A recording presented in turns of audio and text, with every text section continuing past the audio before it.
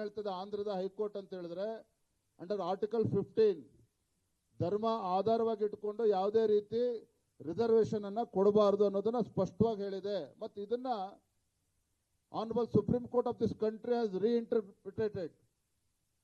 ಈ ದೇಶದ ಸರ್ವೋಚ್ಚ ನ್ಯಾಯಾಲಯವು ಕೂಡ ಹೇಳಿದೆ, reinforcing that backwardness must be determined by secular criteria like social and educational status, not religious identity. ಈ ದೇಶದ ಸರ್ವೋಚ್ಚ ನ್ಯಾಯಾಲಯವು ಕೂಡ ಇವತ್ತು ಸಾಮಾಜಿಕ ಮತ್ತು ಶೈಕ್ಷಣಿಕ ಆಧಾರವಾಗಿ ಇಟ್ಕೊಂಡು ನಾವು ಯಾವುದೇ ರೀತಿ ರಿಸರ್ವೇಶನ್ ಕೊಡಬೇಕೇ ಹೊರತು ಧರ್ಮ ಆಧಾರಿತವಾಗಿ ಕೊಡಬಾರದು ಅನ್ನೋದನ್ನ ಸುಪ್ರೀಂ ಕೋರ್ಟ್ ಕೂಡ ಹೇಳಿರ್ತಕ್ಕಂಥದ್ದು.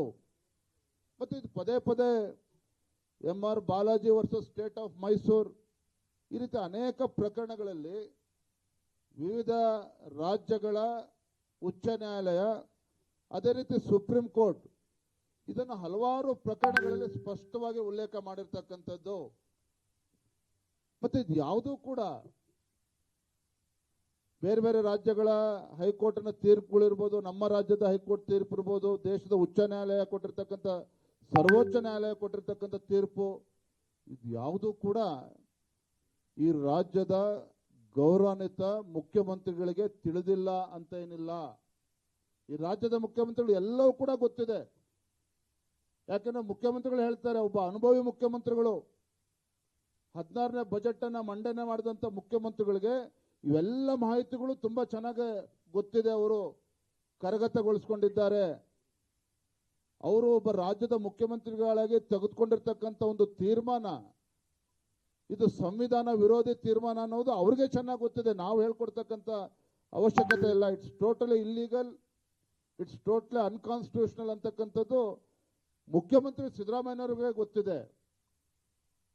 ಇದು ಗೊತ್ತಿದ್ರೂ ಸಹ ಈ ರೀತಿ ಈ ನಾಡಿನ ಹಿಂದೂಗಳ ಮೇಲೆ ದೌರ್ಜನ್ಯ ಮಾಡೋಕ್ಕೇನು ಹೊರಟಿದ್ದಾರೆ.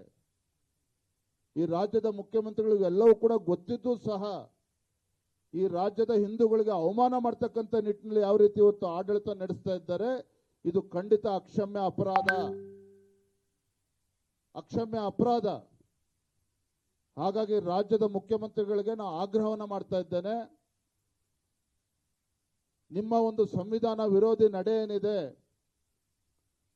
ಅಲ್ಪಸಂಖ್ಯಾತರು ಮುಸಲ್ಮಾನರನ್ನ ಖುಷಿ ಪಡಿಸಬೇಕು ಅಂತೇಳಿ ಇತರ ಧರ್ಮೀಯರನ್ನ ಅವಮಾನ ಮಾಡ್ತಕ್ಕಂಥ ನಡೆ ನಿಮ್ಮ ರಾಜ್ಯ ಸರ್ಕಾರದ ಏನಿದೆ, ಇದು ಭಾರತೀಯ ಜನತಾ ಪಾರ್ಟಿ ನಾವು ವಿರೋಧ ಮಾಡ್ತೇವೆ. ಇದನ್ನ ನಾವು ಭಾರತೀಯ ಜನತಾ ಪಾರ್ಟಿ ವಿರೋಧ ಮಾಡ್ತಾ ಇದ್ದೇವೆ. ಸದನದ ಒಳಗಡೆನೂ ಕೂಡ ನಾನು, ನಮ್ಮ ವಿರೋಧ ಪಕ್ಷದ ನಾಯಕರು, ಎಲ್ಲರೂ, ನಮ್ಮ ಶಾಸಕರು ಎಲ್ಲರೂ ಕೂಡ ಹೇಳಿದ್ದೇವೆ, ಸದನದ ಒಳಗಡೆ ಕೂಡ ನಾವು ಹೋರಾಟ ಮಾಡ್ತೇವೆ, ಸದನದ ಹೊರಗಡೆನೂ ಕೂಡ ಹೋರಾಟ ಮಾಡಿ ಇದೊಂದು ತಾರ್ಕಿಕ ಅಂತ್ಯಕ್ಕೆ ತೆಗೆದುಕೊಂಡು ಹೋಗ್ತೇವೆ ಅನ್ನುವ ಅಂಶವನ್ನು ನಾವು ಹೇಳಿದ್ದೇವೆ. ಇವತ್ತೆಲ್ಲ ನಮ್ಮ ಪಕ್ಷದ ಮುಖಂಡರ ಜೊತೆ ಬೆಳಗ್ಗೆ ಚರ್ಚೆನೂ ಕೂಡ ಮಾಡಿದ್ದೇವೆ. ಅತಿ ಶೀಘ್ರದಲ್ಲೇ ನಮ್ಮ ಹೋರಾಟದ ಸ್ವರೂಪವನ್ನು ಕೂಡ ನಾವು ಘೋಷಣೆ ಮಾಡೋರಿದ್ದೇವೆ.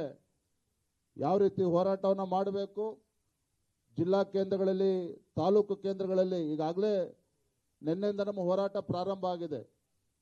ಪ್ರತಿ ಜಿಲ್ಲಾ ಕೇಂದ್ರಗಳಲ್ಲಿ ಇವತ್ತು ಈ ರಾಜ್ಯ ಸರ್ಕಾರದ ಹಿಂದೂ ವಿರೋಧಿ ನೀತಿಯ ವಿರುದ್ಧ, ಅಲ್ಪಸಂಖ್ಯಾತ ಓಲೈಕೆ ರಾಜಕಾರಣದ ವಿರುದ್ಧ ನಾವು ಹೋರಾಟವನ್ನು ಈಗಾಗಲೇ ಪ್ರಾರಂಭ ಮಾಡಿದ್ದೇವೆ. ಸೋಮವಾರ, ಮಂಗಳವಾರ, ಬುಧವಾರ ರಾಜ್ಯದ ಬೇರೆ ಬೇರೆ ಜಿಲ್ಲೆಗಳಲ್ಲಿ ನಾವು ಹೋರಾಟ ಮಾಡ್ತಾ ಇದ್ದೇವೆ. ಹಗಲು ರಾತ್ರಿ ಧರಣಿ ಮಾಡಬೇಕು ಅನ್ನೋದು ಕೂಡ ಚರ್ಚೆ ನಡೀತಾ ಇದೆ. ಒಟ್ಟಾರೆಗೊಂದು ಒಂದು ರಾಜ್ಯ ವ್ಯಾಪ್ತಿ ಹೋರಾಟ, ಜನಜಾಗೃತಿಯನ್ನು ಮೂಡಿಸ್ತಕ್ಕಂಥ ಒಂದು ಕೆಲಸ. ಯಾಕಂದ್ರೆ ವಿರೋಧ ಪಕ್ಷವಾಗಿ, ಒಂದು ಜವಾಬ್ದಾರಿಯುತ ವಿರೋಧ ಪಕ್ಷವಾಗಿ ನಮ್ಮೆಲ್ಲರ ಕರ್ತವ್ಯ ಇದೆ. ಜನರು ಕೂಡ ಅಪೇಕ್ಷೆ ಪಡ್ತಾ ಇದ್ದಾರೆ, ಜನರು ಕೂಡ ನಿರೀಕ್ಷೆ ಇಟ್ಕೊಂಡಿದ್ದಾರೆ. ನಮ್ಮ ಕರ್ತವ್ಯವೂ ಕೂಡ ಇದೆ. ಬೀದಿಗಿಳಿದು ಹೋರಾಟ ಮಾಡ್ತೇವೆ, ಸರ್ಕಾರದ ಬಂಡತನವನ್ನು ಬಯಲು ಮಾಡ್ತೇವೆ. ಬರುವಂಥ ದಿನಗಳು ಇದನ್ನು ಮಾಡ್ತೇವೆ. ಮತ್ತು ಎರಡನೇ ಘಟನೆ, ನಿನ್ನೆ